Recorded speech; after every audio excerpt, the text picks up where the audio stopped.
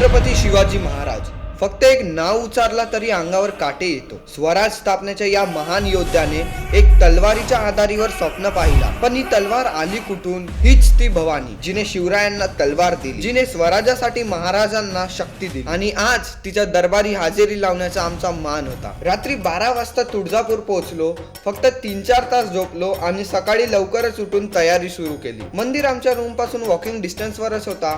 ते रस्त्यांवरचे भक्तिमय वातावरण, त्या दुकानातल्या फुलांचा व अगरबत्तींचा सुगंध एक वेगळाच ऊर्जा जाणवत होती। आणि जेव्हा त्या मंदिराच्या द्वाराकडे बघितला तेव्हा जाणवला, हे फक्त मंदिर नाही, हा इतिहास आहे। मंदिरात प्रवेश करताच आधी गणपती बाप्पांचे दर्शन केले, मग थेट दर्शनाच्या लाईनीत लागलो आणि 45 मिनिटातच दर्शन झाले। ते अगदी जवळून घेतलेले दर्शन, ते संबळाचा गजर, आहा, शब्दच नाही। मंदिराच्या परिसरात थोड्या वेळ थांबल्यावर आम्ही निघालोत आमच्या नेक्स्ट लोकेशनला, म्हणजेच श्री स्वामी समर्थांचा अक्कलकोट। इथे तितकी गर्दी नव्हती, दर्शन खूप चांगला झाला, पण स्वामी समर्थांच्या समाधीस्थळी उभा राहिले आणि वेगळीच शांतता मिळवली। रुद्राक्षाने बनलेली स्वामींची युनिक पेंटिंग पाहिली आणि मग महाप्रसाद म्हणजे जेवण केलं आणि अक्कलकोटचे दर्शन पूर्ण झाले। तर या व्हर्च्युअल टूर मध्ये बनून राहण्यासाठी आत्ताच फॉलो करा।